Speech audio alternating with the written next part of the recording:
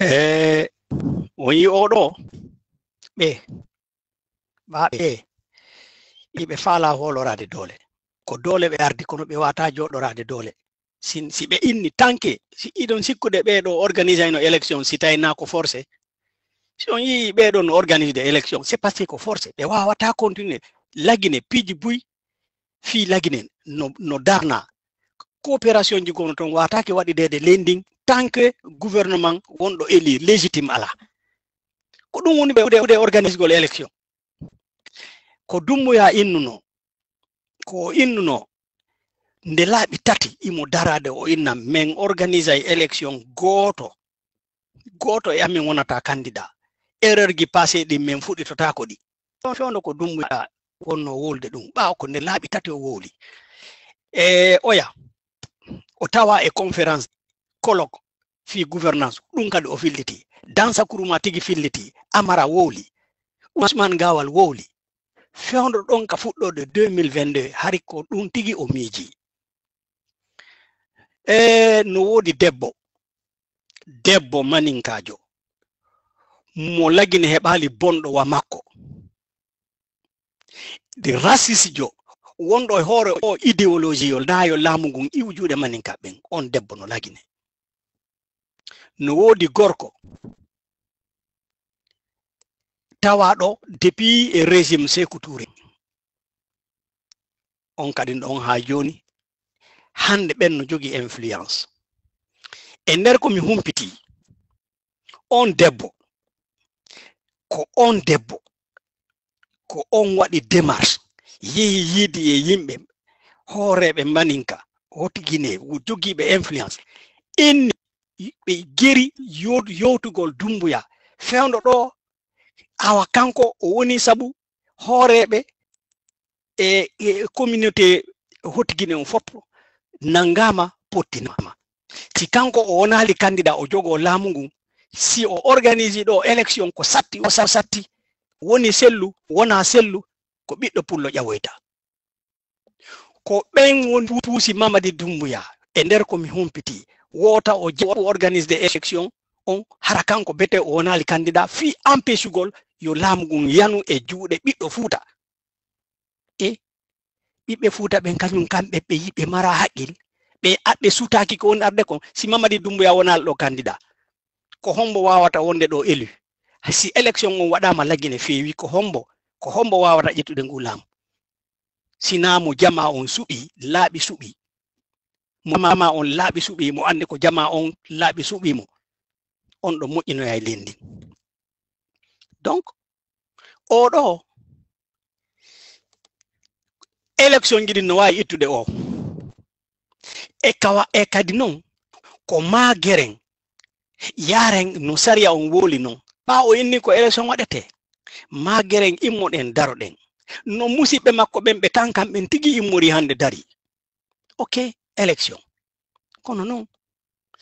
an sariya on newna ko ya wonu candidat point minen meɗen dari hoore ɗon goy sariya on newna ko yo wonu candidat ko forsugol wona si o wonay candidat hara ko doole o ƴetti aduna on yi'a tawa wona élection o faala en naɓude ko kudeta go kadi o waɗi par ce que ko ma o waɗi doole ko yen naɓirmo ɗon maintenant par ce que mi andina o hunde wotere kala bone ko wawete heɓude hande juuɗe ɓeɗo en heɓoya mamasoro mum sen acci ɓeɗo joɗike sen acci ɓeɗo joɗike e hoore men ɗo en heɓoya ko Sékou Touré hollano en ça je vous dis alors ko satti ko yen immo dartoɗen ɓeɗo iwran no sariya on faalira noon ɓe iwra noon weli metti ko yo ɓe iwu no sariya on woliri noon eno ko kamɓe tigi ko ɓe huɗi on e hoore mum ko yo naɓorɓe ko satti ɗum on noon ɗum ronki wadde wo tuma enen en akkiti en newnanimo si en newnanalimo o wawata imposade ɗo e ko waɗete noon kadi wo ko waɗete ko ma tippen e hoore ɗon taw ko élection wonɗen yawde ko si kamɓe ɓe waɗi gere yo ɓe waɗu gere si ɓe waɗi gere min naali de fow min noon e miijo am si ɓe yanni e hoore men fii iɗen dari fii maaɓe jokka sariya on mi sikki hara iɗon jogii droit rewrugol ko sariya aduna on tigi wowli kon iɗen jogii droit rewrugol noon fii darnugol ɓe aduna on kadi tawta en darna ɓe kono erreur mo watten on ko innugol ɗo ko yen waɗu ko mawɓe men ɓe waɗuno kon enen muññoɗen habboɗen koko Allah muuyi wo oɗo jooɗo kadi e hoore men ɗo wa Sékou Touré no jooɗorino noon hoore maɓɓe men ɓen ko lutti iɗen jogii Fuuta iɗen jogii Lagine kala ɓiɗɗo pullo kelɗuɗo hay ɓiɗɗo maninka kelɗuɗo ɓe fof ɓe yalta e leydi ndin ko sen acciti leydi men ndin région men on wona Sabere leydi men ndin tigi hara wonata fus hande kadi nafata hay fus hande kadi par ce que ɓeɗo wawata fus e nder ndi leydi ɓe wawata moƴƴinde leydi ɓe anda diplomatie ɓe anda politique ɓe ko doole andi ɗum wawata hande darnude liɗɗi ɗum wawata hande moƴƴinde leydi c'est pourquoi en immoto daroɗen ɓe inni élection e recensement waɗama immoɗen moɓoɗen buyino innude o recensement ɗo ko kankam ɓuri ɗuɗude e habbe mi wolana hunde wotere ko gonga ka ravec pay koye duuɓi sappo han mawɓe ɓen on recensement ɗon population gon ko ɓura recensede kon kankangoy kankan no ɓuri Conakry mais ɗum fichier électoral on e nder ko votoɓe ɓen fichier votoɓe ɓen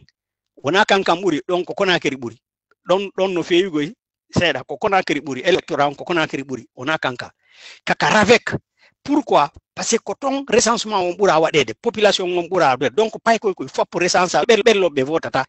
donc ka ravec ka fichier national ni ko kankam ɓuri parce que ko ɓen ɗon ɓura recensede kono noon ka fichier national recensement on lannali recensete ha laggine Guinée on fof recensé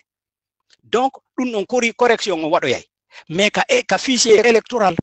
ko Conakry ɓuri jama on donc yo yimɓe ɓen wota ɓe waɗu on différence ɗon wota ɓe sikku joni recensement on lanni kankam ɓuri c'est pas vrai ka recensement électoral ko Conakry ɓuri ça veut dire on recensement ɗon no fewi ɓuri ɗuma ravec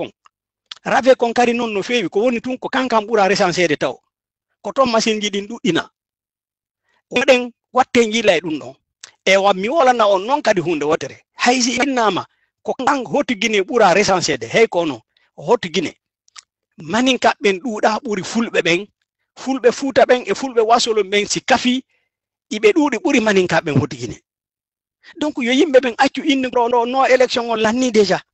parce que élection ko kamɓe ɓura recensede hey kono